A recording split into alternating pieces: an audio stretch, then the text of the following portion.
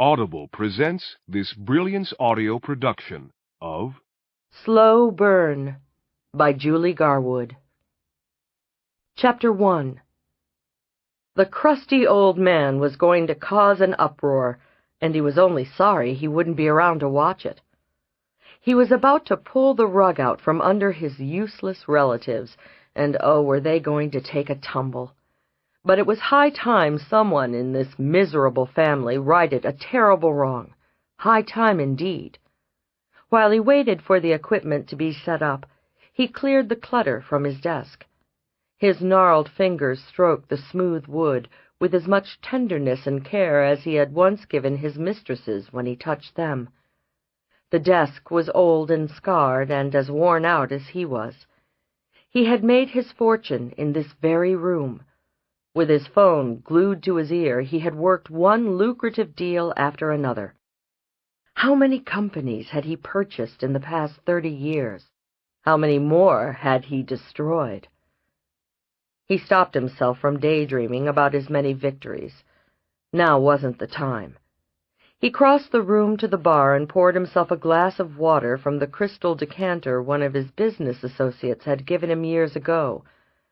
After he took a sip, he carried the glass to the desk and placed it on a coaster near the corner. He looked around the paneled library and decided it was too dark for the cameras, so he rushed to turn on all the table lights. "Are you ready?"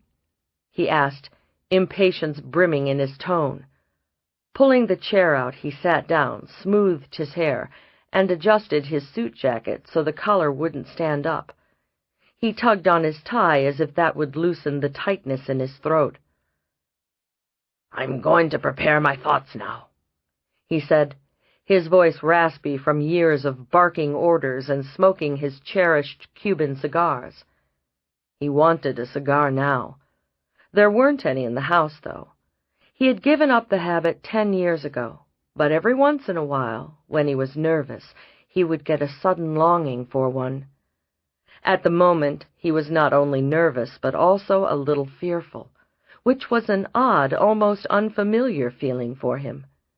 He was desperate to do the right thing before he died, which would be soon now, very soon. He owed at least that much to the McKenna name. The old-fashioned video camera with a VHS tape was positioned on a tripod facing the old man. The digital camera was being held up directly behind the video camera, and the eye was also focused on him. He looked beyond the cameras. "I know you think digital is enough, and you're probably right, but I still like the old way with a videotape. I don't trust those discs, and so the videotape will be my backup. You nod," he instructed, "when everything's turned on, and I'll begin." He picked up his glass, took a drink, and put it down. The pills those aggravating doctors forced on him made his mouth dry. A few seconds later, all was ready, and he began. "My name is Compton Thomas McKenna. This is not my last will and testament, because I've already taken care of all that. I changed my will some time ago. The original is in my safe deposit box.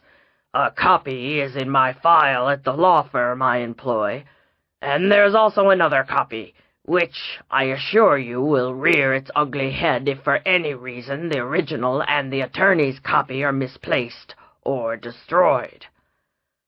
I didn't tell any of you about the new will or about the changes I made because I didn't want to spend my last months being harassed. But now that the doctors have assured me the end is approaching and there's nothing more they can do, I need, he corrected, to explain why I've done what I've done, though I'm not sure any of you will understand or care. I'm going to start my explanation with a brief history of the McKenna family. My parents were born, raised, and buried in the Highlands of Scotland. My father owned quite a bit of land. Quite a bit, he repeated. He paused to clear his throat and take another drink of water before continuing. When he died, the land came to my older brother, Robert Duncan II, and to me equally. Robert and I traveled to the United States to complete our education, and both of us decided to stay. Years later, Robert sold me his share of the land. With his inheritance, that made him a very wealthy man, and it made me the sole heir to the property called Glen McKenna. I never married. I had neither the time nor the inclination. Robert married a woman I didn't approve of, but unlike my brother, I didn't threaten or carry on because he chose someone I didn't like. Her name was Caroline, a social climber. She obviously married Robert for his money. She certainly never loved him. She did do her duty, though, and gave him 2 sons, Robert Duncan III and Connell Thomas. And now to the heart of this history lesson. When my nephew Connell chose to marry a woman without social standing, his father disowned him. Robert had chosen someone else, a woman from an influential family, and he was outraged that his wishes were being ignored. Connell's wife, Leah, was no better than a street beggar, but Connell didn't seem to care about the money he would lose. He let out a huff of disgust and said, "All Robert had left was his firstborn, a real yes-man who did whatever he was told to do." Over the years I lost track of Connell, he continued. "Too busy," he added as an excuse. All I knew was that he'd moved to Silver Springs just outside of Charleston. But then I got word that he'd been killed in a car accident. I knew my brother wouldn't go to the funeral, but I went. Not so much from a sense of obligation, I admit. I guess I was curious to see how Connell made out. I didn't tell Leah or anyone I was there, kept my distance. The church was packed with mourners. I even went to the cemetery and saw Leah with her 3 little girls, the youngest no more than a baby. He stopped as though envisioning the scene, not wanting to betray any hint of emotion that might cross his faded eyes. He looked away from the camera for a second. He straightened in his chair and resumed. I saw what I went there to see. The McKenna line would continue through Connell's children, though it was a pity there weren't any boys. As for my brother's other son, Robert III, he indulged him, taught him to be useless. He didn't allow him to have ambition, and in return my brother lived long enough to watch his firstborn drink himself into an early grave. The sin of excess has been passed down to the next generation. I have watched Robert's grandsons squander their inheritance, and even worse, defile the McKenna name. Bryce, the oldest, is following in his father's footsteps. He married a good woman, Vanessa, but she couldn't save him from his vices. Like his father, he's a drunk. He sold all of his stocks and cashed in his bonds and has gone through every dollar. He spent a good deal on alcohol and women, and only God knows what he did with the rest. And then there's Roger. He's been the most elusive, disappearing for weeks at a time, but it didn't take my sources long to track him down and find out what he's been up to. It appears Roger has turned to gambling for his amusement. According to the reports, last year alone he lost over 400,000. 400,000. The old man shook his head and continued as though the words left a foul taste. What's worse, he's been dealing with mobsters like Johnny Jackman. Just having the McKenna name associated with a thug like Jackman makes my stomach turn. Ewan, the youngest, can't or won't control his temper. If it were not for his high-priced and very clever attorneys, he would be in prison now. 2 years ago he nearly beat a man to death. I am disgusted with all of them. They are useless men who have contributed nothing to this world. The old man pulled a handkerchief from his pocket and dabbed at his brow. "When those worthless doctors told me I would be here for only a few more months, I decided to take stock." He turned and opened the side drawer and withdrew a thick black folder. He opened it in the center of the desk and stacked his hands on top of it. "I've had an investigator do some checking for me. I wanted to know how Connell's children turned out. I must admit I had low expectations. I assumed after Connell's death, Leah and her girls would have been living hand to mouth. I also assumed none of them would have gone beyond high school, if that. I was wrong on both counts. There was enough of a settlement from the insurance company after Connell's accident that Leah could stay in their house with the children. She took a secretarial position at a girls' private school. The pay was meager. I don't suppose Leah was capable of much more, but there was a trade-off. All 3 of her daughters attended the private lower school and upper school, their tuition waived."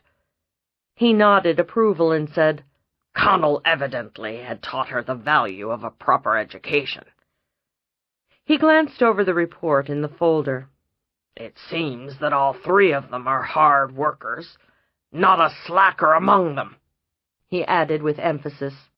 "The oldest, Kiera, received a full scholarship to a good university and graduated with honors.